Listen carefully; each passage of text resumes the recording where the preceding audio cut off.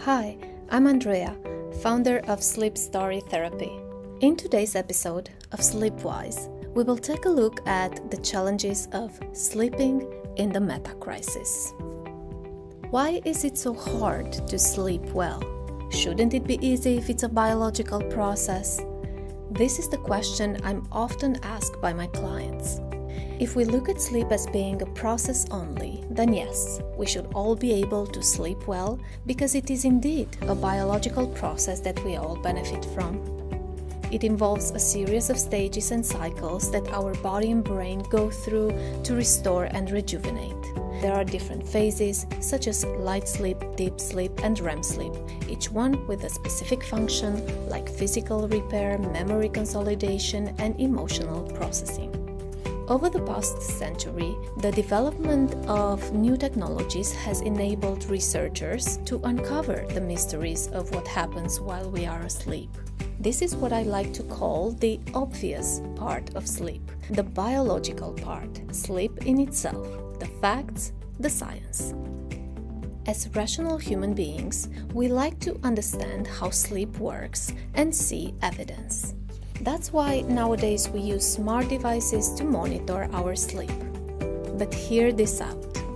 There are two other parts of sleep that are not that obvious and that people don't usually think about. There's before sleep and after sleep. Apart from being an active, dynamic process that our body and mind engage in every night, sleep is also a result of what happens before we fall asleep and an outcome of what happens after sleep when we wake up. Let me explain. Why is sleep a result?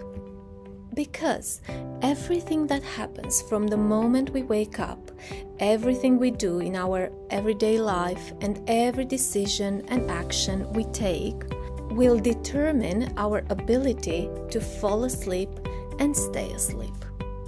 Modern life comes with its challenges.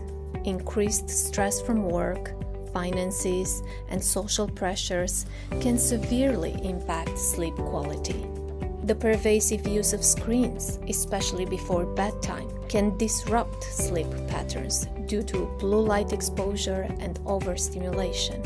Environmental factors like urbanization, noise, and light pollution can all interfere with our natural sleep cycles. There are also lifestyle aspects to be considered. Irregular work hours, long commutes and heavy traffic, poor food choices, no physical exercise, and an overall lack of work-life balance, all of which can make it really hard to maintain consistent sleep routines. So, although sleep is natural, you can see that it is the result of many external and internal factors that can make it so complex. And this is why many people have so much difficulty falling asleep easily. The outcome of a good night's sleep is how we feel upon waking up, reflecting the benefits of the sleep process and giving us the necessary energy for the day ahead. We think better, we feel in a better mood, and we are able to do more with less effort. Life seems easier and more enjoyable. But what happens when sleep is disrupted throughout the night and falling back asleep is difficult? Or when even though sleeping through the night, we still wake up feeling exhausted, as many nowadays experience. This is where we need to look deeper into more subtle reasons, like unconscious mental patterns, deep worries and anxiety, unresolved emotions that the mind struggles to let go of, subtle environmental factors that may not be immediately noticeable but still affect sleep quality, societal pressures with emphasis on productivity and constant connectivity, which can make it hard for the mind to unwind. As you can see, sleep is not only a biological process but truly a multifaceted experience that touches different aspects of our lives.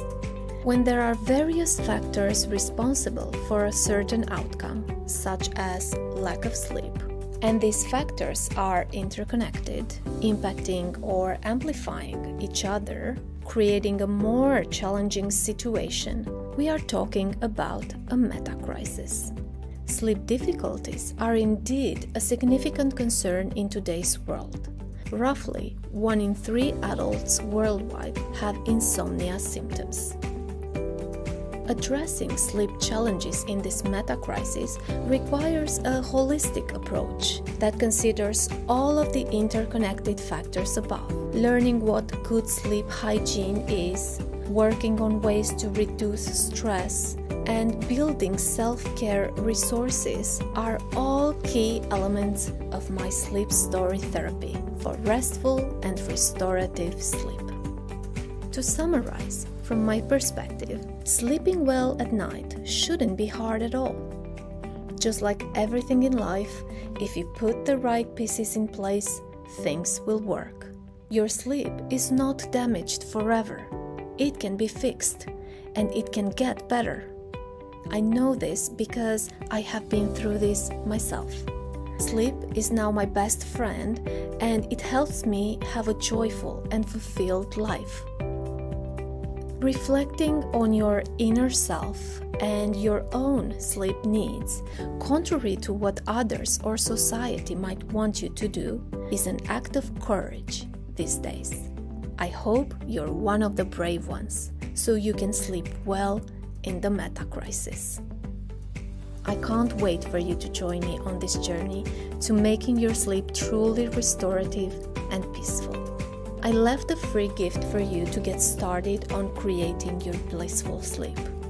The download link is in the description box below. What's your sleep story? I'd love to know. Please leave a comment if this resonated with you and share it with someone who also wants great sleep.